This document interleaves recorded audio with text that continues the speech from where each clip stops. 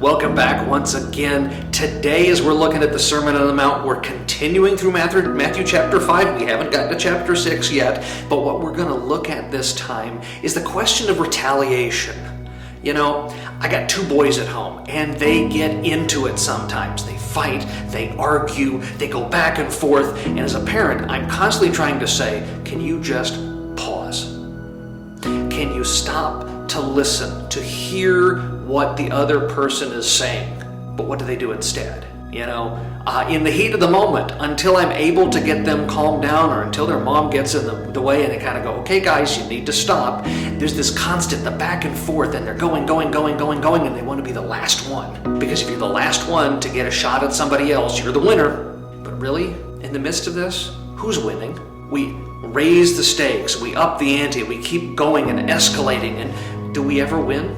Do we get anywhere? Well, here's how Jesus mentions this in reference to this, starting at verse 38 in Matthew chapter 5. Here we go again. You have heard it said, an eye for an eye and a tooth for a tooth. But I say to you, do you love that formula? I'm starting to love that formula too. But I say to you, do not resist the one who is evil. But if anyone slaps you on the right cheek, turn to him the other also. And if anyone would sue you and take your tunic, let him have your cloak as well. And if anyone forces you to go 1 mile, go with him 2 miles.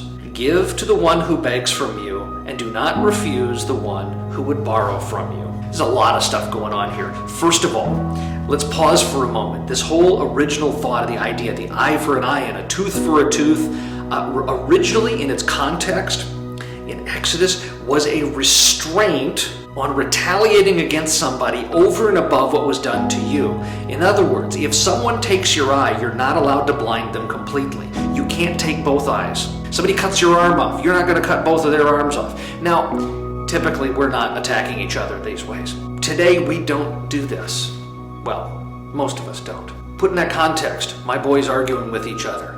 One calls a name, the other calls a worse name, the other one calls a worse one, and back, and it escalates. This was intended to stop the escalation. This is why you even had cities of refuge where people were able to go to in case they were involved in the accidental death of someone. Before vengeance was sought out against them, they would go to these cities where they'd be protected so that a fair trial could be had. So the avenger who was supposed to come and defend their family's honor and get restitution is able to do so, but is not to do so in such a state of anger that they escalate things. Okay, so it's already a matter of restraint, but Jesus says you need more restraint than this. You need to slow way down, and in fact, when someone offends you, let them do it again. Someone slaps you. If someone comes to you and slaps you, how do you feel?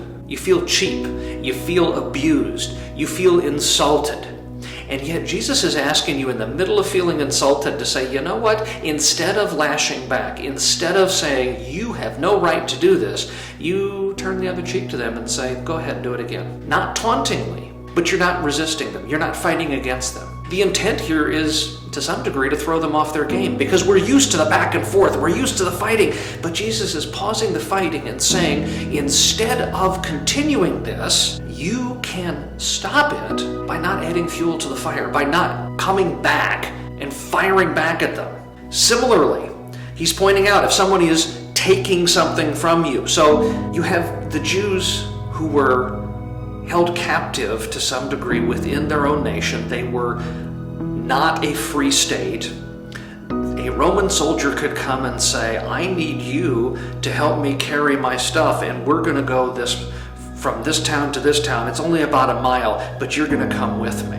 Who wants to do that? You're in the middle of doing your own thing, and he comes along and says, you need to come. You need to do this. And instead of Jesus saying, resist and fight back, he says, you know, if they make you do 1 mile, go ahead and offer to do 2. Go ahead and do above and beyond what you're asked or forced even to do. When someone asks nicely for you to do something, it feels comfortable. It feels okay for us to be generous, because when someone is speaking kindly, you kind of want to give them what they're asking for. But that's not even the context here. This context is someone making you do something, someone forcing you to do something against your will, and Jesus is saying, do more than they're demanding. Is this legalism? Or is it a demonstration of the gospel?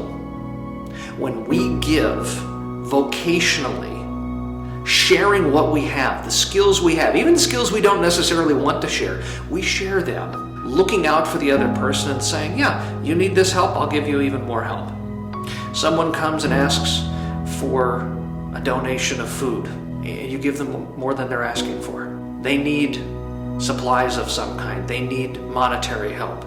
If you have the capacity to help, help them. Now, this doesn't mean unwisely throw money at people, but to help someone in their time of need, and in fact, when they're only asking for so much, if you have the capacity to give more, give more. Let your generosity spring from the generosity that Christ has given to you through the grace He's given you. Offer that all the further so that you're able to care for those around you. How much joy will be in life when rather than miserly hanging on to the stuff we have, we instead look and say, how can I bless somebody else with this?